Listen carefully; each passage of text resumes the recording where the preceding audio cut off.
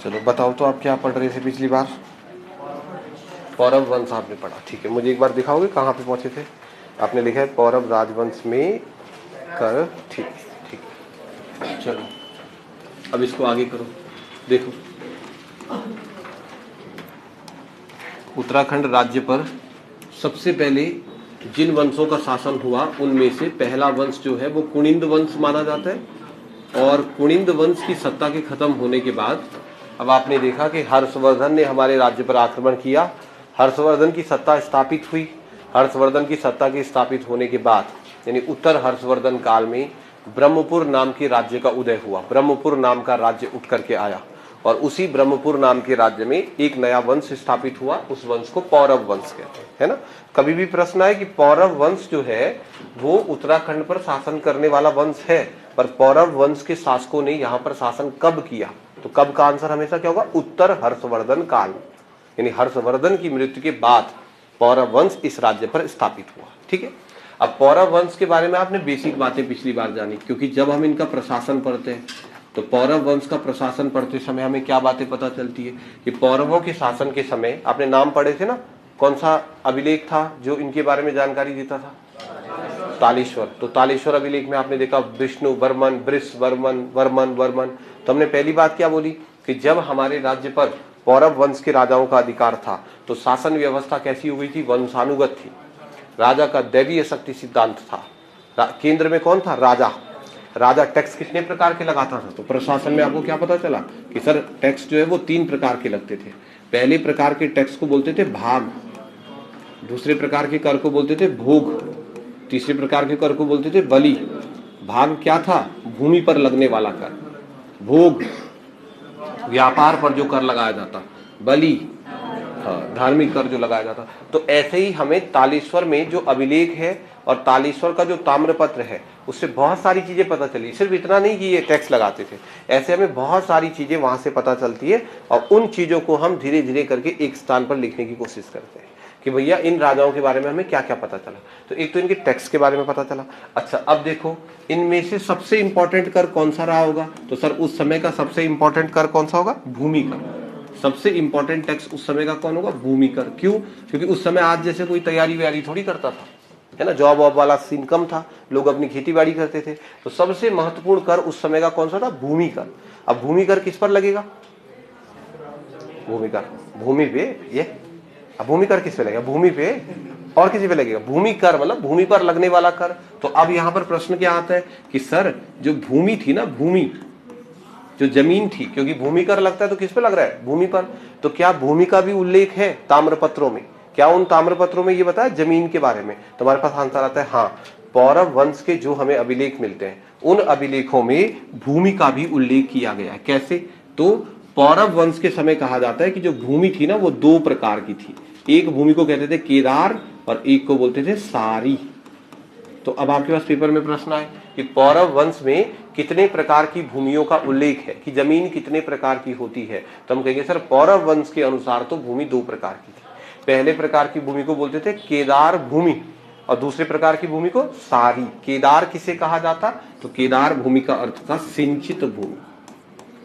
केदार भूमि का अर्थ होता था सिंचित भूमि और सारी का अर्थ क्या होता था? असिंचित भूमि। तो ऐसे आप नीचे से टॉपिक बनाओ। पौरव वंश के समय भूमि के 2 प्रकारों का उल्लेख किया जाता है, यानी पौरव प्रशासन के समय जमीन जो है वो 2 प्रकार की थी। 2 प्रकार की जमीन का उल्लेख किया गया है, केदार और सारी। भूमि कितने प्रकार की थी? 2 प्रकार की। एक को बोलते हैं केदार, एक को बोलते हैं सारी। ये लो ये, ठीक है। पौरव वंश के समय जमीन कितने प्रकार की? तो आज कितने प्रकार की होती है हमारे राज्य में जमीन जानते हो? आज आपने पढ़ा तो है ज्योग्राफी के अंदर वो टॉपिक, तलाव, उपराव, इजरान, है ना, कंटिल, वंटिल, कई प्रकार की जमीन है। जब पौरवों का इस राज्य पर शासन था तब उस समय भूमि के कितने प्रकार थे? 2 प्रकार। एक को बोलते थे केदार, दूसरे को बोलते थे सारी। अब ताम्रपत्रों में उल्लेख अगली जिस चीज का आया वो है भूमि का मापन। सर ये जमीन कैसे नापते थे? आज तो हमारे पास स्केल है और स्केल से हम जमीन को नाप सकते हैं, बड़ी इजीली, आराम से नाप सकते हैं। लंबाई, चौड़ाई, स्क्वायर फीट, वेट, कई सारी यूनिट्स है हमारे पास। जब पौरव वंश ने उत्तराखंड पर शासन किया, जिस समय पौरवों का राज्य पर शासन था, उस समय भूमि का मापन कैसे होता था? तो आपके पास आंसर मिलता है कि पौरव वंश के ताम्रपत्रों में उल्लेख है कि पौरव वंश के समय भूमि का मापन 2 विधियों से किया जाता था। कौन सी 2 विधियां? देखो, एक को बोला गया है द्रोणवापम। द्रोणवापम, द्रोणवापम मतलब द्रोण में जमीन का मापन। दूसरे को कहा गया है खारवापम। अब इनका थोड़ा थोड़ा मतलब भी समझ जाओ आप। पर अभी पहले अपने फैक्ट देखो, फैक्ट बना दोगे यहां से। पौरव वंश के समय भूमि पर लगने वाला कर क्या कहलाता था? बोलो, क्या कहलाता था? भाग, है ना। भूमि पर लगने वाला कर क्या कहलाता था? भाग। पौरव वंश के समय भूमि के कितने प्रकार थे? 2। पौरव वंश के समय सिंचित भूमि को क्या कहा जाता था? केदार। असिंचित भूमि को सारी। भूमि मापन की कितनी विधियां थी? 2। या प्रश्न आ जाए पौरव वंश में भूमि मापन की विधि कौन सी थी या नहीं थी? तो थी वाली कौन कौन सी है? द्रोणवापम, खारवापम। इसका मतलब क्या होता है? उत्तराखंड राज्य में जिस प्रकार की भौगोलिक स्थितियां हैं, जैसा ज्योग्राफिकल फेज है हमारे पास, जैसी जमीन हमारे पास है, वहां पर भाई साहब बहुत मुश्किल है जमीन को मापना। मैदानों में, आप देहरादून में हैं, जमीन नापना बहुत आसान काम। क्या चाहिए भाई? फिटा चाहिए, खत्म। लंबाई नापी, चौड़ाई नापी, लंबाई गुणा चौड़ाई होगी तो क्षेत्रफल। पहाड़ों में जमीन नापनी मुश्किल है क्योंकि जोत का आकार बहुत तिरछा मिर्चा है। खेत कुछ इस प्रकार का है, होगा तुम्हारा भी ना, ऐसे ही खेत। अब इसका तो क्षेत्रफल का सूत्र ही नहीं होता, भगवान ने बनाया नहीं इसका सूत्र, ऐसा है तो ऐसा जा रखा। अब इसका क्या ये है क्या? पहले त्रिभुज चतुर्भुज तो कुछ है ही नहीं। इसकी लंबाई भी निकालनी मुश्किल है। कैसे निकालोगे लंबाई? कहां से नापोगे बताओ? यहां से यहां तक नापोगे तो ये नहीं छूट रहा था, दिक्कत है ना। चौड़ाई कैसे? उठपटांग है। तो फिर पहाड़ों में हम जमीन कैसे नापे? लंबाई गुणा चौड़ाई नाप नहीं सकते। तो वहां पर जमीन को नापने की विधियां राजा महाराजाओं ने बनाई है। वैसे आपने किया हुआ है लेक्चर, फिर भी मैं एक बार याद दिला दूं आपको कि भाई यहां से जमीन नापना आप शुरू करते हो। कैसे? हाथ में उठाया अनाज, 1 मुट्ठी चावल लिया, जो भी चावल तो नहीं बोलते, धान गेहूं जो भी, ऐसा फेंक दिया। अब आपकी 1 मुट्ठी अनाज जितनी जमीन पर गया, उस जमीन को 1 मुट्ठी ही कहते हैं, 1 मुट्ठी जमीन। फिर ऐसे ही दूसरी मुट्ठी, ऐसा गए। तो यहां से मैंने बोना स्टार्ट किया, जैसे 1 मुट्ठी निकाली, फेंकी। फेंकना है नॉर्मली, जैसे बोने इससे नहीं कि ऐसा चला दिया। तो कोई छिदर भी हो ना, यहाँ से चला सिर्फ डीबीएस कॉलेज तक, इतना नहीं, मतलब ऐसा फेंका 1 मुट्ठी 2 मुट्ठी 3। तो जैसे मैं क्लास के लास्ट वाली दीवार तक पहुंच गया, वहां जाते जाते अगर 16 मुट्ठी खत्म हो गई, 16 मुट्ठी अगर अनाज खत्म हो गया, तो 16 मुट्ठी अनाज को कह देते हैं 1 नाली। जैसे ही 16 मुट्ठी, तो 16 मुट्ठी बराबर किसके होता है? 1 नाली की। तो बोलते हैं ये जमीन 1 नाली हो गई। ऐसे ही जब 32 मुट्ठी हो जाए, तो 32 मुट्ठी अनाज होने के बाद 2 नाली, है ना। ऐसा चलते रहता है हिसाब किताब। तो खारवापम द्रोणवापम मतलब क्या है? अब आप मेरी बात को जरा ध्यान से सुनो। 1 मुट्ठी जो है वो कितने के बराबर होता है? 62.5 ग्राम। मैंने ये लेक्चर करवाया आपकी क्लास में? अच्छा, आपने किया नहीं है? ये तो इतने कॉन्फिडेंस से क्यों बोल रहे थे? यस सर बोल। अच्छा देखो सुनो, कैसे जमीन का मापन होगा। आप खेत में गए, आपने 1 मुट्ठी अनाज यहां पर फेंका, 1 मुट्ठी अनाज फेंका तो कितना हो गया? 1 मुट्ठी। अब आप फिर से 1 मुट्ठी निकालोगे। ऐसा है, मान लो यहां आते आते, यहां इस जगह पर आप आए और यहां आते आते तुम्हारी कितनी मुट्ठी अनाज खत्म हो गया? सर यहां आते आते आपका 16 मुट्ठी अनाज खत्म हो गया। तो जैसे ही 16 मुट्ठी अनाज खत्म हो जाता था, तब उस जमीन को क्या बोलते थे? 1 नाली बोलते थे, क्या आज भी बोलते हैं। तो ये कितनी जमीन हो गई? 1 नाली जमीन। अब क्षेत्र से फर्क नहीं पड़ता, टेढ़ा हो मेरा हो कैसा भी हो, तो 1 नाली बराबर किसके होते हैं? 16 मुट्ठी के। अब इसी मुट्ठी को ना तोला गया, नापा गया, तो ये पाया इन्होंने कि 1 मुट्ठी बराबर कितना होता है। तो ये पूरा लेक्चर है, बाद में करेंगे इसको। 62.5 ग्राम। 1 मुट्ठी कितने के बराबर होता है? 62.5 ग्राम। 1 मुट्ठी में अगर आप अनाज उठाओगे तो लगभग कितना अनाज आ जाएगा? 62.5 ग्राम। ये मान रखा है मोटा मोटा, है ना। चलो अब अगर 1 मुट्ठी बराबर 62.5 ग्राम है, तो ये देखो 62.5 ग्राम कितनी मुट्ठी? 1 मुट्ठी। तुमको कितनी मुट्ठी निकालनी है? तो गुणा कर दो इसकी 16 के साथ। तो 16 गुणा 62.5 ग्राम। मेरे को तो आता नहीं, तुम करो इसका।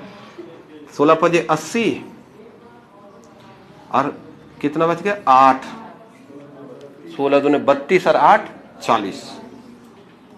0 और कितना हासिल हुआ? 40 हासिल हुआ ना, 4 हुआ। हाँ 4 और 16 छके 96। 16 छके 96, 4 टोटल कितना? टोटल 1000, और यहाँ बिंदु लग जाएगा ये, बस हो तो गया काम। सही है भाई ये? अच्छा एक और 0 आएगा ना, हाँ गुणा भाग करके हमारा टीचर नहीं था रे स्कूल में, तो यहाँ बिंदु लग गया इतना ना, क्या ग्राम, इतना क्या ग्राम। ये देखो ये है बात, क्या किया हमने कि 16, ठीक है ना, अब गलत नहीं ना, हाँ 16 मुट्ठी में कितना ग्राम, 1000 ग्राम।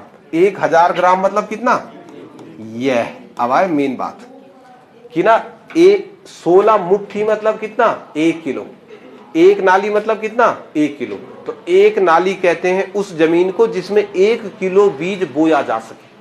समझ रहे आप बात को, कि 1 किलो बीज ला दो और 1 किलो बीज जितनी जमीन पर बोया जाता है उसको क्या बोलते हैं, एक नाली।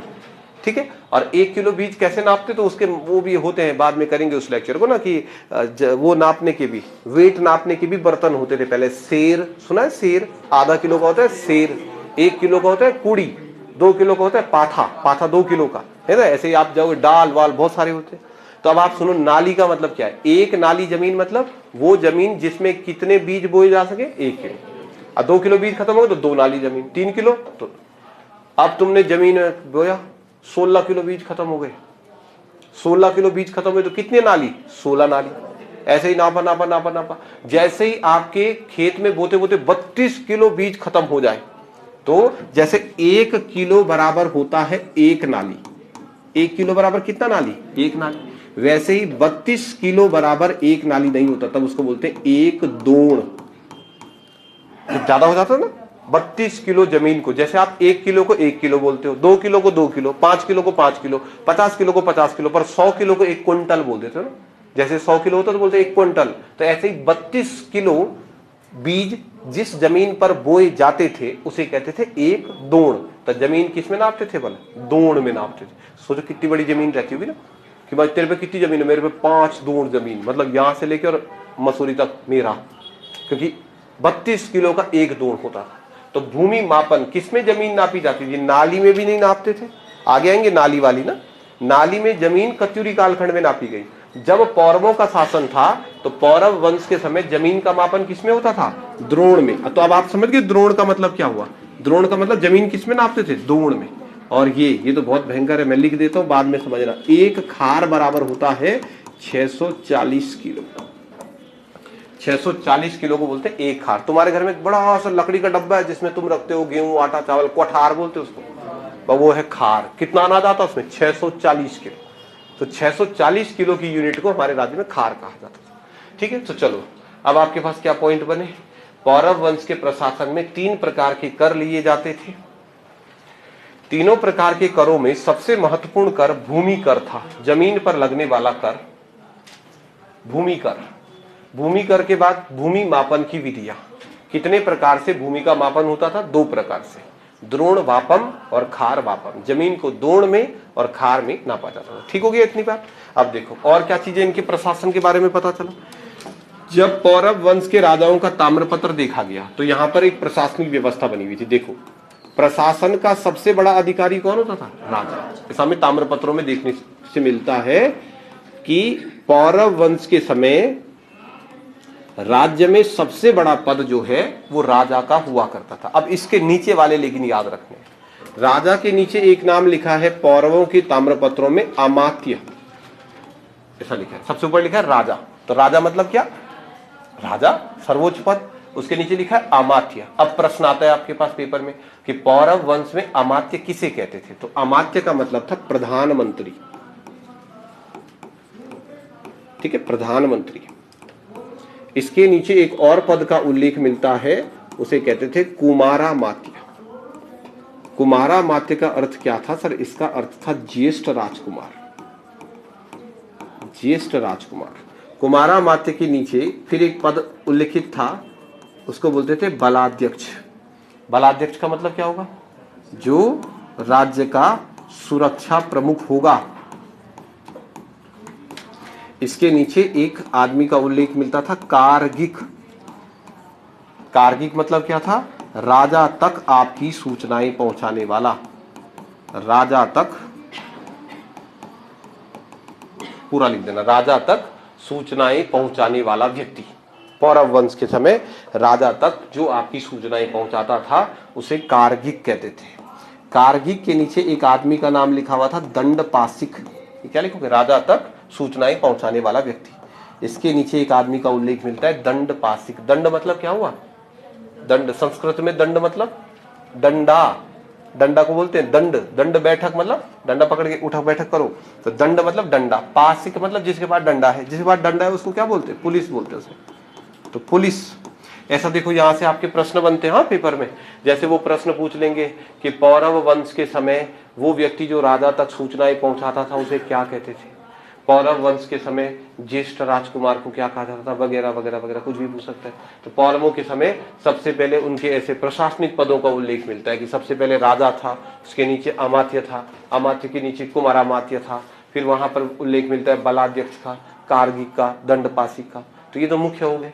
चलो ठीक है, बनाओ इनको। पौरव वंश के समय जिन प्रमुख प्रशासनिक पदों का उल्लेख किया गया है वो ये राजा, अमात्य, कुमारामात्य, बलाध्यक्ष वगैरह।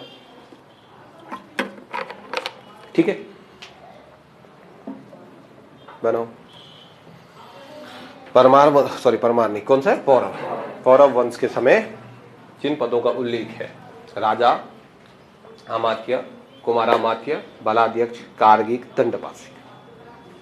ठीक है जी, चलो याद करने यहाँ थोड़ा थोड़ा देखो। ये तो आपको वैसे ही याद हो जाएंगे, ये आपने पढ़े होंगे ना, भारत का इतिहास। अच्छा तुमने तो अभी नहीं पढ़ा है ना? हाँ, उसमें जैसे पढ़ते गुप्त वंश, हर्षवर्धन का वंश, कॉमन बात है। अमात्य, कुमारामात्य, बलाध्यक्ष, कारगिक जैसे थोड़ा याद रख लेना। दंडपासिक कॉमन नाम है, सब जगह आएगा। अब इसके नीचे लिखो आप, इसके अतिरिक्त, इसके अलावा जिन पदों का उल्लेख किया गया है पौरव वंश में, ये तो है ही है। इसके अलावा ये देखो, हाँ ध्यान से करना इनको।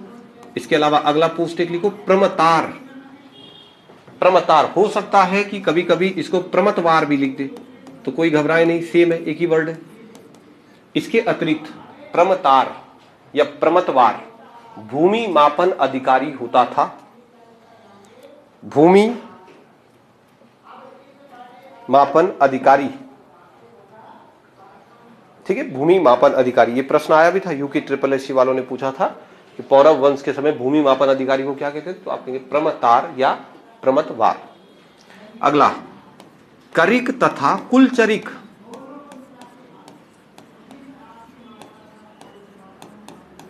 करिक तथा कुलचरिक ये क्या होते होंगे? हाँ वेरी गुड, टैक्स कलेक्टर। ठीक है, करिक तथा कुलचरिक, गांव से टैक्स कलेक्ट करने वाले अधिकारी। ठीक है, जो लोग गांव गांव जाके टैक्स कलेक्ट करते थे। करिक तथा कुलचरिक, प्रमतार या प्रमतवार वो थे भूमि का मापन अधिकारी, जैसे पटवारी वगैरह होता ना जैसे। अब करिक तथा कुलचरिक, गांव गांव जाकर के टैक्स कलेक्ट करने वाला व्यक्ति, वो था करिक या कुलचरिक। वही की तरह और कौन बचा? सुपकारपति। सुपकारपति ये कौन होगा? भोजन विभाग का अध्यक्ष, वो रसोईया। सूप है ना, सूपकारपति, सूप बनाता जो है ना, तो सुपकारपति भोजन विभाग का अध्यक्ष। रसोईया लिख दो, रसोईया। पौरव वंश के समय सुपकारपति का मतलब था भोजन विभाग का अध्यक्ष, जो व्यक्ति भोजन विभाग को संभालता था, यानी जो एक प्रकार से रसोईया होता था। ठीक है, चलो अगला एक नाम लिखो, दिवरीपति। दिवरीपति, दिवरीपति। अब दिवरीपति कौन था? दिवरीपति लेखक वर्ग का अध्यक्ष, जितने भी राजा के लेखक वगैरह थे उनका अध्यक्ष, उसको दिवरीपति कहा जाता था। दिवरीपति, दिवरीपति वो क्या था? लेखक वर्ग का अध्यक्ष। अगला आ जाओ, कोटाधिकरण। कोटाधिकरण, कोटाधिकरण, कोटाधिकरण राज्य की सुरक्षा का मुख्य अधिकारी, सिक्योरिटी ऑफिसर। राज्य की सुरक्षा का मुख्य अधिकारी। ठीक है, कोर्ट मतलब जानते हो आप? पौरव वंश के समय राजधानी के लिए कहते थे कोट। ठीक है, कोट वर्ड जो है वो राज्य की राजधानी के लिए प्रयोग किया जाता था। ठीक है, चलो, राज्य की राजधानी के लिए कोट नाम का शब्द प्रयोग में लाया जाता था। चलो जी, ये बात तो हो गई क्लियर। अब वापिस कहानी पे आओ। क्या थी कहानी कि हमारे राज्य में सबसे पहले राज कौन कर रहे थे? कुनिंद। तो ये कुनिंद लोग राज करते थे, बढ़िया चल रहा था। कुनिंदों के साथ अकेले कुनिंद राज नहीं करते थे, कुछ और लोग भी थे, औदुंबर, वार्ष्णेय, युगसेन, कई सारे आपने किए, छागलेश वंश वगैरह वगैरह। अब क्या हुआ, कुनिंदों के शासन के समय यहाँ पर आए थे कुषाण। कुषाणों को किसने भगाया? यौधियों ने भगाया। फिर जब गुप्त वंश में गुप्त राजा समुद्रगुप्त आए तो उन्होंने सभी राज्यों को पराजित कर दिया। फिर कई वर्षों तक हम गुप्तों के अधीन हो गए। फिर जब गुप्त राजा उनकी ताकत कम होने लगी तो हमने नए नए राजवंशों का यहाँ पर उदय किया, नए नए राज्य बने। इन सभी नए नए राज्यों में हर्षवर्धन, याद आ रहा है आपको? हर्षवर्धन नाम का राजा आया और उसने सामंतवाद की व्यवस्था शुरू करी। जब हर्षवर्धन था तो यहाँ कई सामंत थे पर स्वतंत्र राजा नहीं थे। पर जैसे ही हर्षवर्धन की मृत्यु हुई, हर्षवर्धन की मृत्यु होते ही यहाँ के सारे जितने भी राजा थे उन्होंने अपने आप को स्वतंत्र घोषित कर दिया। और उस समय जो राज्य बहुत तेजी से आगे बढ़ा, किस समय? हर्षवर्धन के समय। उस राज्य का नाम था ब्रह्मपुर। और उस राज्य में जो राजा राज करते थे उनको कहते थे पौरव वंश। और उस पौरव वंश के बारे में हमको जो जो चीज पता होनी चाहिए वो हमने लिख दी, पौरव वंश। अब क्या हुआ जी, अब हर्षवर्धन की मृत्यु होने के बाद क्या चल रही थी कहानी इस समय की, कि इस टाइम पीरियड पर हमारे राज्य में कई सारे छोटे छोटे राज्य वो शासन कर रहे थे। अब तक तो आपको पता भी चल गया होगा ना कहाँ पर कौन कौन सा शासन है। एक बार फिर से देखो, काशीपुर में किस वंश के होने का उल्लेख मिलता है? ये जानकारी मिलती है कि काशीपुर में मित्र वंश था। फिर इसके ऊपर चलोगे तो रामनगर के आसपास अहिछत्रा, ये एक वंश शासन कर रहा था। ऐसे ही आपने देखा कुमाऊं पर मुख्य रूप से देखा जाए तो खसों का ही शासन होता है। फिर आपने देखा जहां आज का जोशीमठ है, जहां आज जोशीमठ है वहां पर एक राज्य होता था, उसका नाम था कार्तिकेयपुर, यही बनाया था आपने। फिर इसी के पास में आप देखोगे तो एक राज्य था, स्त्री राज्य किसको बोलते थे? सुवर्ण गोत्र, जहां का राजा लड़की होती थी, सुवर्ण गोत्र। फिर ऐसे ही पास में देखोगे तो एक राज्य था जिसका राजा था कल्याण वर्मन। राजधानी कहाँ थी? पलेठी। पलेठी का सूर्य मंदिर किसने बनाया? कल्याण वर्मन ने। यहाँ बीच में कौन सा राज्य था? ब्रह्मपुर। ऐसे ही छोटे राज्य जो है ना पूरे उत्तराखंड में फैले हुए थे। अब पहले इन सभी राज्यों का जो मुख्य राजा था वो हर्षवर्धन था, पर वो हर्षवर्धन मर गया तो सब आजाद हो गए। और जब सब आजाद हो गए तो चला रहे हैं अपना शासन। उसी आजादी के समय पर इसका खूब विकास हुआ। यहाँ पर कौन राजा राज करे थे? पौरव। लेकिन अब कुछ सालों के बाद, कुछ साल तो चली ये कहानी, अब कुछ सालों के बाद क्या हुआ कि हर्षवर्धन जहां का राजा था, कहाँ का राजा था? कन्नौज की गद्दी पर मौखरी वंश के एक राजा का अधिकार हो गया। मौखरी वंश के जिस राजा ने वहां पर कब्जा किया उसका नाम क्या था? यशोवर्मन। ये कन्नौज का वंश है ना मौखरी, वहां पर मौखरी वंश के एक राजा का अधिकार हुआ, उसका नाम था यशोवर्मन। जब यशोवर्मन कन्नौज का राजा बना तो उसने अपनी शक्ति बढ़ानी शुरू करी। पहले उसने उत्तर प्रदेश के छोटे छोटे राज्यों को जीता और उत्तर प्रदेश के छोटे छोटे राज्यों को जीतने के बाद वो हमारे राज्य में आया और हम सबको कब्जा कर दिया। यशोवर्मन ने वही व्यवस्था अपनाई जो व्यवस्था हर्षवर्धन की थी। कौन सी वाली? कि भैया जो जहां का राजा है वहीं का राजा रहे, बस साल में या महीने में टैक्स आप मुझे जमा कर दो। यशोवर्मन ने बस एक काम अलग किया। यशोवर्मन ने इन राजाओं को कहा कि तुम ना 1 तारीख को हमारे घर मत आना टैक्स लेने। आप सभी के सभी लोग अपना सारा का सारा टैक्स किसको दोगे? कार्तिकेयपुर के सामंत को। उसका नाम क्या था? बसंत देव था। इसका मतलब यशोवर्मन ने क्या किया? कार्तिकेयपुर के सामंत बसंत देव को अपना मुख्य मेन सामंत बना दिया। मुख्य मेन मतलब कौन है? अब मेन बसंत देव। तब सब लोग भैया टैक्स किसको देंगे? बसंत देव को। अब बसंत देव सबका जमा किया हुआ टैक्स किसको देता था? यशोवर्मन को। तो लिखो इस कहानी को, क्या होगा? तो अब आप अगली कहानी में लिखो। हर्षवर्धन की मृत्यु के पश्चात, हर्षवर्धन की मृत्यु के पश्चात, हर्षवर्धन की मृत्यु के पश्चात कन्नौज की गद्दी पर यशोवर्मन बैठा।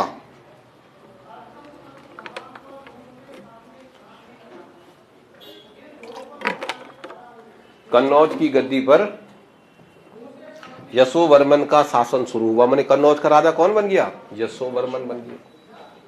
कन्नौज की गद्दी पर यशोवर्मन का शासन प्रारंभ हुआ। चलो, यशोवर्मन ने राज्य के सभी राजाओं को अपना सामंत बनाया।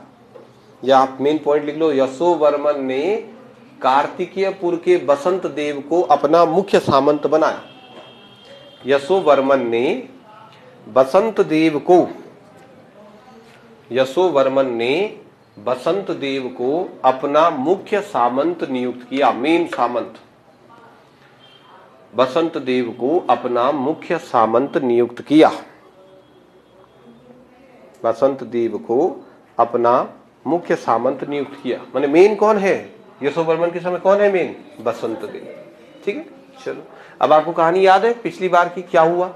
इसी समय जब ये सब कुछ चल रहा था, उसी समय अगले पॉइंट में आओ, इसी समय जम्मू कश्मीर में कारकोट वंश के राजा, जम्मू कश्मीर में भी एक वंश स्थापित हुआ। इसी समय जम्मू कश्मीर में कारकोट वंश के राजा ललितादित्य मुक्तापीड, इसी समय जम्मू कश्मीर में कारकोट वंश के राजा ललितादित्य मुक्तापीड ने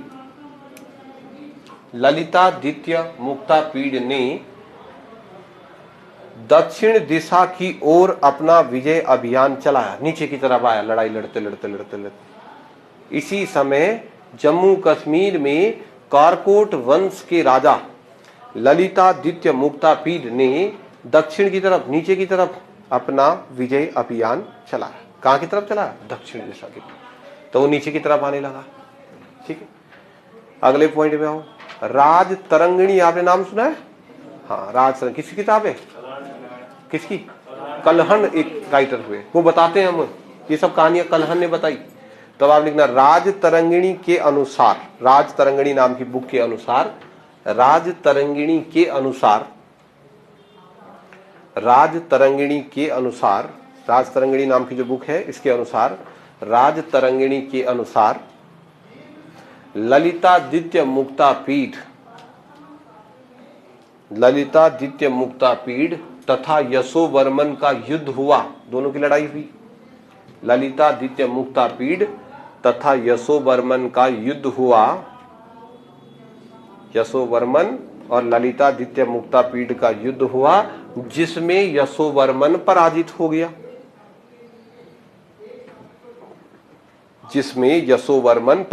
गया। हमारा वाला मालिक कौन था? यशोवर्मन। तो माने जो हमारा मेन था लीडर यशोवर्मन, ये हार गया, हमारा वाला हार गया। ठीक है, तो हमारा वाला हार गया, इसका मतलब हम किसके अंडर आ गए? ललितादित्य मुक्तापीड। चलो, यशोवर्मन पराजित हुआ। अगले पॉइंट में लिखो, अगले पॉइंट में ललितादित्य मुक्तापीड ने, अब ललितादित्य मुक्तापीड ने बसंत देव को अपना सामंत बनाया। अब ललितादित्य ने उसको सामंत बना दिया। तब ललितादित्य मुक्तापीड ने, ऐसी स्थिति में जो ललितादित्य मुक्तापीड है, इस ललितादित्य मुक्तापीड ने बसंत देव को अपना सामंत नियुक्त कर दिया। अब वो हो गया, ललितादित्य मुक्तापीड जो है वो हमारा राजा हो गया एक हिसाब से, है ना। ऐसी स्थिति में ललितादित्य मुक्तापीड ने बसंत देव को अपना सामंत नियुक्त कर दिया। ठीक है, ये आ गई बात। चलो, ललितादित्य मुक्तापीड बसंत देव को अपना सामंत नियुक्त कर दिया। ठीक है, चलो जी, आगे क्या कहानी आएगी? आगे चलोगे आप तो पता चलेगा कि जब ललितादित्य मुक्तापीड आया यहाँ उत्तराखंड, तो यहाँ आकर के उसने देखा कि यहाँ के सब लोग शैव मतानुयायी है। शैव मतानुयायी का मतलब है शिव जी की पूजा करते हैं सबके सब। और ललितादित्य मुक्तापीड जो है वो वैष्णव धर्म का उपासक था, विष्णु की पूजा करता था। तो उसको बड़ा गुस्सा आया और यहाँ आकर के उसने क्या किया? सबसे पहला काम कि यहाँ पर शैव धर्म के साथ साथ वैष्णव धर्म स्थापित किया, विष्णु के मंदिर बनाए जो कि यहाँ पर नहीं थे। तो आप लिखना ललितादित्य मुक्तापीड ने, या ललितादित्य के कहने पर, ललितादित्य के कहने पर बसंत देव ने, ललितादित्य के कहने पर बसंत देव ने जोशीमठ में नरसिंह मंदिर का निर्माण करवाया।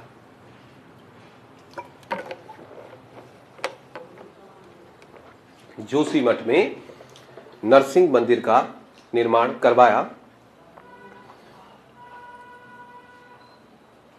जोशीमठ में नरसिंह देव का मंदिर का निर्माण करवाया। जोशीमठ के पास में कश्मीरी हाट नामक स्थान, जोशीमठ के पास में कश्मीरी हाट नामक स्थान, कश्मीरी हाट नामक स्थान ललितादित्य के द्वारा ही स्थापित किया गया। ललितादित्य के द्वारा ही स्थापित किया गया। और फिर क्या हुई थी अगली कहानी? कौन मर गया? अब आगे कौन मरेगा? ललितादित्य। और फिर यही मर गया, है ना, वो कांधार युद्ध करने गया, वहीं उसकी डेथ हो गई। तो अगले पॉइंट में ललितादित्य मुक्तापीड़ की मृत्यु के पश्चात, ललितादित्य की मृत्यु के पश्चात, जब ललितादित्य की मृत्यु हुई तो ललितादित्य की मृत्यु के पश्चात कौन स्वतंत्र हुआ? बसंत देव, है ना। ललितादित्य की मृत्यु के पश्चात बसंत देव ने स्वतंत्र सत्ता स्थापित करी, या फिर ललितादित्य की मृत्यु के पश्चात बसंत देव, ललितादित्य की मृत्यु के पश्चात बसंत देव ने स्वतंत्र सत्ता, अपने आप को आजाद घोषित कर दिया और एक नया वंश बना। उस वंश को क्या बोलते हैं? कत्यूरी। अब ये जो वंश है अगला कत्यूरी, इसमें सबसे ज्यादा चर्चा इस चीज को लेकर के हुई कि नाम खराब है जी। इतिहासकारों का एक बहुत बड़ा वर्ग है जो कहते हैं कि इस वंश का नाम कत्यूरी नहीं होना चाहिए। कत्यूरी वंश हमारे राज्य में हुआ या नहीं हुआ, नाम को लेकर के बड़ी चर्चा हुई। आधुनिक इतिहासकार मानते हैं कि पौरवों की शक्ति के खत्म होने के बाद या यशोवर्मन की पावर खत्म होने के बाद ललितादित्य की जब मृत्यु हुई, तब हमारे राज्य में जो वंश स्थापित हुआ जिसको हम कत्यूरी कहते हैं, उस वंश के लिए कत्यूरी शब्द क्यों यूज किया जाए? एक इतिहासकार था एटकिंसन, अब वो एटकिंसन नाम के इतिहासकार ने लिख दिया था कत्यूरी वंश, तो सब कत्यूरी कहने लगे। आज के इतिहासकारों ने ढूंढा कि भाई कत्यूरी क्यों कह रहे हैं हम इसको, मतलब कत्यूरी के पीछे कोई लॉजिक भी तो होना चाहिए। वो जो राज्य था, उस राज्य की राजधानी थी कार्तिकेयपुर। बार बार ताम्रपत्रों में, अभिलेखों में उस राज्य की राजधानी कार्तिकेयपुर लिखी जाती है। इसलिए हमारे आज के इतिहासकार कहते हैं कि जिसको आप कत्यूरी वंश कहते हैं ना, उसे कत्यूरी वंश नहीं कहना चाहिए, उसका नाम क्या होना चाहिए? कार्तिकेयपुर होना चाहिए। भाई कत्यूरी क्यों बोल रहे हो उसे? कत्यूरी तो कहीं लिखा ही नहीं है। तो इस बात पर खूब चर्चा होती है। तो जिसको ही हम लोग कत्यूरी वंश कहते हैं ना, उसी कत्यूरी वंश का वर्तमान समय में आधुनिक इतिहासकारों के द्वारा जो नाम लिया जाता है वो नाम है कार्तिकेयपुर। तो अब बसंत देव ने जो वंश चला है उसका नाम क्या होगा? कार्तिकेयपुर। तो चलो अगला मैं टॉपिक डालता हूं यहां पर, कार्तिकेयपुर वंश, कार्तिकेयपुर राजवंश। किसके बाद का वंश है ये? पौरवों के बाद का बड़ा वंश। पहले कुणिंद, फिर पौरव, और फिर उसके बाद कार्तिकेयपुर राजवंश। ये लो जी, ये अगला राजवंश आ गया, कार्तिकेयपुर राजवंश। ठीक, ऐसा कहते हैं कि ये जो टाइम पीरियड था ना, पौरवों के खत्म होने के बाद, और जब कत्यूरी वंश, ये कत्यूरी ही है वैसे, पर नाम इसका कार्तिकेयपुर कहते हैं, कत्यूरी वंश। क्यों हमारे राज्य में ये वंश क्यों फेमस है? क्योंकि सर ये सबसे अच्छा दौर माना जाता है उत्तराखंड का। ये वाला जो कालखंड था, इसे उत्तराखंड के इतिहास का क्या बोलते हैं? स्वर्णिम काल कहते हैं। उत्तराखंड के इतिहास का स्वर्णिम काल। स्वर्णिम काल मतलब बेहतरीन कालखंड। इस समय हमारा राज्य स्थापत्य की दृष्टि से देखोगे, मंदिर निर्माण की दृष्टि से देखोगे तो बहुत बेहतरीन तरक्की करता है। जितने भी हमारे पुराने पुराने मंदिर बने ना, बद्रीनाथ का मंदिर, केदारनाथ, गंगोत्री, यमुनोत्री, सब इसी समय बने। इसलिए ये बहुत अच्छा दौर था। इस समय जब हम कत्यूरी कालखंड के बारे में पढ़ते हैं तो हमें पता चलता है कि ये ऐसा दौर था जिस दौर में राजा ने अपने राज्य में जेल तो बनाई थी, जेलें तो बनाई गई थी, पर जेलों में कैदी नहीं होते थे। ऐसा बद्रीदत्त पांडे ने अपनी पुस्तक कुमाऊं का इतिहास में उल्लेख किया है कि कत्यूरी वंश में राजाओं ने जो जेल बनाई थी, उन जेल के जो जेलर थे, जो पुलिस थी वहां की, वो राजा को कहती थी कि हमें छुट्टी दे दो, मतलब हम क्या करें यहाँ बैठ के, कोई राज्य में अपराध ही नहीं करता। और राजा बड़े धार्मिक प्रवृत्ति के होते थे। राजा अपने शासन काल में खूब धार्मिक कार्य करवाते, गरीबों को, विद्वानों को आश्रय देते थे। इनके राज्य में सभी के सभी लोग खुशी थे, सुख से रह रहे थे, संपन्न थे, अच्छा दौर, क्राइम नहीं था। तो इसलिए कौन सा कालखंड कहते हैं इसको? स्वर्णिम काल। तो अब वही बात कि भाई इस वंश के बारे में पढ़ना है, और जब इस वंश के बारे में पढ़ें तो फिर से हम सबसे पहले क्या ढूंढते हैं कि पता कहां से चला, स्रोत कहां से हमें इस वंश के बारे में जानकारी लगी। तो मेरी बात सुनो, कत्यूरी वंश के बारे में जानकारी देने वाली कोई किताब है क्या? कोई किताब है? तो आप कहेंगे नहीं सर, एक भी किताब नहीं है जो कत्यूरियों के बारे में जानकारी देती है। कत्यूरी राजवंश के बारे में जानकारी देने वाली मुद्राएं हैं क्या? हमें कत्यूरी राजवंश के राजाओं की मुद्राएं मिली है? एक भी नहीं। ध्यान से पढ़ना, कोई सिक्का नहीं मिला, कोई किताब नहीं मिली। इस वंश को हम जितना भी पढ़ते हैं वो सिर्फ और सिर्फ किसके आधार पर पढ़ते हैं? तो सर अभिलेखों के आधार पर पढ़ते हैं। अभिलेख समझते हो आप? शिलालेख। कत्यूरी वंश के राजाओं ने अपने कालखंड में अभिलेख स्थापित करवाए थे। उन्होंने राज्य के अलग अलग स्थानों पर अभिलेखों की स्थापना करवाई, मतलब अभिलेख लिखवाए। दीवार पे लिख देना, उसको बोलते हैं अभिलेख। तो सिर्फ और सिर्फ अभिलेख एकमात्र चीज है जिसके आधार पर हम इस वंश को पढ़ पाते हैं। अभिलेखों में कुछ प्रमुख अभिलेखों की बात करोगे तो कत्यूरी वंश के बारे में जानकारी देने वाले सबसे प्रमुख अभिलेखों में पहले नंबर पर अभिलेख आता है पांडुकेश्वर। तो सबसे पहले अभिलेख जो हमें कत्यूरी वंश के बारे में जानकारी देते हैं उन अभिलेखों का नाम है पांडुकेश्वर। पांडुकेश्वर ना चमोली में एक जगह का नाम है। तो चमोली जिले के पांडुकेश्वर से हमें मिले हैं अभिलेख। तो सबसे पहले पांडुकेश्वर के अभिलेख जो हमें कत्यूरी वंश के बारे में जानकारी देते हैं। इसके अलावा, पांडुकेश्वर के अलावा कंडारा, ताम्रपत्र और बागेश्वर शिलालेख, ये कुछ प्रमुख शिलालेख हैं, प्रमुख अभिलेख हैं जो किस वंश के बारे में बताते हैं? कत्यूरियों के इस क्षेत्र पर होने का प्रमाण देते हैं। सबसे महत्वपूर्ण अभिलेख इनमें से कौन सा है? तो आप कहेंगे सर सबसे इंपॉर्टेंट अभिलेख है पांडुकेश्वर, जिससे हमें सबसे ज्यादा जानकारी इसी अभिलेख से मिलती है। ये अभिलेख ललित सूरदेव नाम के एक राजा का है। किस राजा का है? ललित सूरदेव, ये एक राजा हुआ। इस राजा का अभिलेख है पांडुकेश्वर अभिलेख। और ललित सूरदेव के पांडुकेश्वर अभिलेख से ही हमें कुनिंद वंश के बारे में सबसे ज्यादा पता चला। वैसे त्रिभुवन पाल का बागेश्वर शिलालेख था, एक राजा हुआ त्रिभुवन देव, उसका भी मिला है बागेश्वर शिलालेख, उससे भी काफी कुछ जानकारी मिलती है। लेकिन कत्यूरियों के बारे में जो सबसे ज्यादा जानकारी हमें प्राप्त होती है वो किसके आधार पर मिलती है? पांडुकेश्वर अभिलेख। तो अब मैं तुम्हारे सामने पांडुकेश्वर का वो अभिलेख बना देता हूं जिस अभिलेख से हमें इस वंश के बारे में जानकारी मिली है। तो जानकारी तुम खुद निकाल देना, है ना। ये देखो, पांडुकेश्वर, चमोली में जगह का नाम है पांडुकेश्वर। चमोली जिले के पांडुकेश्वर से एक अभिलेख मिला है, उसको बोलते हैं पांडुकेश्वर अभिलेख।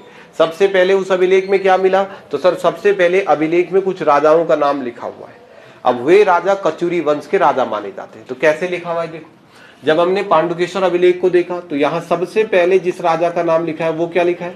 बसंत देव। बताओ हमारे हिसाब से भी कत्यूरी वंश का संस्थापक कौन है? बसंत देव। हमारी कहानी में भी तो यही आ रहा है कि बसंत देव ने स्वतंत्र सत्ता स्थापित करी और अपना नया राज्य स्थापित कर दिया। तो सबसे पहले एक राजा का नाम लिखा है, क्या? बसंत देव। फिर बसंत देव के नीचे एक राजा का नाम लिख गया। बसंत देव के नीचे किसी राजा का नाम लिखा। किसने लिखा? मैंने लिखा। मैंने लिखा। ये किसने लिखा? ललित सूरदेव ने लिखवाया। तो उसने बसंत देव के नाम के नीचे एक राजा का नाम लिखा जिसका नाम मिट गया है। नाम मिट गया। एक हमारे कोचिंग में बहुत पहले बच्चा पढ़ रहा था और हमने एक दिन ऐसे ही डाल दिया जानबूझ के क्वेश्चन कि बसंत देव के बाद कत्यूरी वंश का राजा कौन बना? तो उस ऑप्शन तो था नहीं, तो उसने नीचे आंसर लिख दिया नाम मिट गया वाला। तो उसको लगा कि नाम है किसी का, नाम मिट गया। तो नाम मिट गया, राजा का नाम नहीं है। नाम मिट गया मतलब मट गया, मट गया, वहां से लिख रखा था मिट गया। तब कौन? बताओ। बसंत देव। कुमारी वन लाइनर कई सारी किताबें हैं जहां पर लिखा हो बसंत देव के बाद राजा खरपर देव। नहीं, बसंत देव के बाद जो राजा था उसका नाम मिट गया। तो उसका नाम क्या था? तो हमको क्या पता? तुक्का में तो गुल्लू बोल दो कुछ। अब क्या था पता नहीं ना, इसका नाम मिट चुका है तो हमें पता भी नहीं है उसका नाम क्या है। तो सबसे पहला राजा का नाम लिखा है बसंत देव, अगले का मिट गया। फिर नीचे राजा का नाम लिखा है खरपर देव। तो कई सारी किताबें आपके पास ऐसी होंगी जिसमें ऐसा लिखा होगा कि ये सेकंड ही थर्ड राजा है, ठीक है। तो पहले बसंत देव, अगले का नाम मिट गया, फिर खरपर देव। फिर नीचे एक राजा का नाम लिखा है अधिराज देव, अधिराज देव। फिर नीचे एक राजा का नाम लिखा है, यहां पर लिखा है राजा का नाम त्रिभुवन देव। कौन सा वंश है? वंश कौन सा है? कत्यूरी। कत्यूरी वंश की जानकारी कहां से मिलती है? पांडुकेश्वर अभिलेख। पांडुकेश्वर अभिलेख में राजाओं के नाम लिखे गए। अब वो जिस रूप में लिखे गए वैसे ही मैं लिख देता हूं। देखो सबसे पहले ये कितने नाम हो गए, ये बोलो कितने नाम हुए? 5 5 5 है, 4 कभी नहीं कहना, 5 है, एक का नाम मिट गया तो ये 5। हाँ लास्ट में त्रिभुवन, त्रिभुवन देव, ठीक है, त्रिभुवन देव। अब देखो जी यहां से तो दिक्कत हुई शुरू। अब अगले राजा का नाम लिखा हुआ है, यहां जगह बची है कि नहीं बची है? बची है ना। अभी कितने नाम लिख सकते हैं हम? यहाँ 2-3 लिख सकते हैं, लेकिन अगले राजा का नाम यहाँ लिखा। अब यहाँ से सस्पेंस हो यार, वहां क्यों लिखा? अब जब यहाँ जगह बच रखी यहाँ क्यों नहीं लिखा? तो या तो कारण ये हो सकता है कि कौन झुक रहा बोले, या तो ये कारण हो सकता है या कुछ और। अब देखना पड़ेगा बाद में क्या है। तो अब यहाँ से राजा के नाम लिखने स्टार्ट ले। यहाँ पहले राजा का नाम लिखा है निम्बर देव, ये लो। फिर इसके राजा के नीचे लिखा है इष्ट गण देव, फिर ललित, ललित सूरदेव, ललित सूरदेव। फिर नीचे लिखा है भूदेव, ये देखो। फिर एक लाइन और बनी, फिर देखो वही बात हो गई, फिर वही बात। भूदेव के बाद जगह बची है, नाम नहीं लिख रहे वहां, नाम लिखा है यहां। कैसे लिखा है? सलूणादित्य, सलूणादित्य। इसके नीचे राजा का नाम लिखा है इच्छट देव, नीचे राजा का नाम लिखा है देसट देव, देसट देव। नीचे राजा का नाम लिखा है पदम देव, नीचे राजा का नाम लिखा है सुभिक्ष राजदेव। अधिकांश चीजें इसी अभिलेख के आधार पर पढ़नी है। तो पहले अभिलेख में जो राजाओं के नाम है और जिस क्रम में है, हमने उन नामों को लिख दिया और लगभग उसी रूप में लिख दिया, ठीक है, ऐसे लिख दिया। चलो पहले सब लिख देते हैं, फिर अंदाजा लगाते रहना तुम आराम से। ये लो बसंत देव, अगले का नाम ही मिट गया। खरपर, अधिराज, त्रिभुवन, निम्बर, इष्टगण, ललित सूर, भूदेव, सलूणादित्य, अलना फलना सब चले इसमें, ठीक है जी। ये लो ऐसे करके इसमें अलग अलग शासकों के नाम लिखे गए। चलो इतना ही है कि कुछ और है, तब कुछ और चीजें जोड़ते हैं। पहली बात बताओ, तुम मुझे बताओ यहां देख के कि ये अभिलेख किसका है किस राजा का? ये अभिलेख है किसका? है ना, यह संभावना व्यक्त करते हैं कि ये जो अभिलेख है वो किसका है? ललित सिंह। सबसे पहला राजा कौन रहा होगा? इस वंश का पहला राजा बसंत देव, उसका बेटा, उसका बेटा, उसका बेटा, उसका। मतलब जो ललित सूर देव है उसके पापा का नाम क्या रहा होगा? इष्टगण देव। और उसके पापा का नाम तो निम्बर देव। ललित सूरदेव का क्या हो गया? दादा, तो ये दादा है। परदादा का नाम बताओ क्या रहा होगा? त्रिभुवन। परदादा का दादा, अब परदादा का दादा का दादा, यानी परदादा का परदादा, और परदादा का परदादा का परदादा कौन हुआ? बसंत देव। अब तुम अपने में बताओ, तुम हो टेक्निकल वाले, ये हैं वो नॉन टेक्निकल, पुराने जमाने के बेचारे। तुम्हारे पास पूरे प्रमाण सब कुछ है, क्या आप अपनी फैमिली के पुराने लोगों का नाम पता कर सकते हो? तुम्हारे पास तो सब है ना, सारी सुविधा, पटवारी वटवारी, गांव प्रधान प्रधान सब रिटर्न में है। आज आप मॉडर्न एरा में है। अब मुझे बस तुमने इतना बताना, फिर कहानी खत्म होगी कि जैसे इसके दादा दादा, ये क्या था? परदादा के परदादा के परदादा का नाम बसंत देव है, तो तुम्हारे परदादा के परदादा के परदादा का नाम बताओ और 10वें नाम पाओ और खत्म कहानी। किसका नाम पता है? नहीं है ना पता? इतना क्या सोच रहे, कौन सा पता है तुम? परदादा का पता है? परदादा का, अच्छा परदादा का परदादा का पर, बाबा अजय पाल भी हो सकता है, ऐसा थोड़ी हो सकता है राज परिवार के रहे हो तुम। तो मेरी बात को समझ रहे क्यों बोल रहा मैं ऐसा? अभिलेख किसका है? तो भाई साहब जैसे आपको अपने परदादा के परदादा के परदादा का नाम नहीं पता होता, इसको भी नहीं, किसी को नहीं होता पता। इसको कैसा है? चल फन को चलो मान लो यार, इसने नोट करके लिखा हुआ था। ललित सूरदेव का लड़का भूदेव, नाती नाती का नाती का नाती का नाती का हो गया, हो भी गया तेरा नाती का नाती का। अब भी जब तू अभिलेख लिखवा रहा है तो भाई साहब उस समय चलो हो सकता है तुम्हारा पुत्र हुआ हो, तुम्हारे लड़के का लड़का का लड़का का लड़का। बताओ, तुम बताओ अपने लड़के के नाती के नाती के नाती का नाम बताओ क्या है? अब क्या है? हो तो पहले हो तो ना भाई, तब नाम रखेंगे ना। तो ऐसा कैसे पॉसिबल है कि एक आदमी अपने से पहले की 10 पीढ़ी पुराने राजाओं के भी नाम लिखवा रहा है और 10 पीढ़ी आने वाले राजाओं के भी नाम। ऐसा पॉसिबल है? बताओ, ऐसा तो पॉसिबल ही नहीं है। अब भाई तू को भगवान था क्या? तेरे को कैसे पता आने वाले का नाम क्या होगा? हाँ, या तो ये हो सकता है कि इसने पहले लिख दिया देसठ देव, जो मेरा लड़का, तो चलो मेरे नाती का नाम होगा सलोणादित्य, नहीं हुआ जो नाती, अब हुई नहीं, जो नातिन हो गई तो दिक्कत है ना। तो अब इतिहासकारों ने कहा कि भाई साहब ऐसा है कि इस क्रम में इन राजाओं ने राज नहीं किया होगा कि पहला, दूसरा, तीसरा, चौथा, पांचवा, छठवां, सातवां, ऐसा नहीं। उसने कहा उत्तराखंड एक बड़ा क्षेत्र था और जब यहाँ पर कत्यूरी राजा शासन कर रहे थे तो उन्होंने कहा जैसे ये उत्तराखंड है ना पूरा का पूरा, तो कत्यूरी राजाओं ने कैसे शासन किया? इस क्षेत्र में एक फैमिली राज कर रही होगी, इस क्षेत्र में सेकंड फैमिली राज कर रही होगी, इस क्षेत्र में थर्ड फैमिली राज कर रही होगी। एक साथ उत्तराखंड के अलग अलग क्षेत्रों पर इन्होंने एक साथ शासन किया। मतलब जब बसंत देव कहीं का राजा रहा होगा जोशीमठ का, तो उसी समय किसी क्षेत्र पर कौन शासन कर रहा है? निम्बर देव। उसी समय कहां पर? सलोणादित्य। तो दादा का नाम पता है सबको? तुमको अपना दादा का नाम पता है? और दादा के भाई का? दादा के भाई का नाम पता है? कोई कठिन थोड़ी है। तुम्हारे स्वारा होंगे कोई, तो उनसे पूछ लो तुम्हारे दादा का क्या है।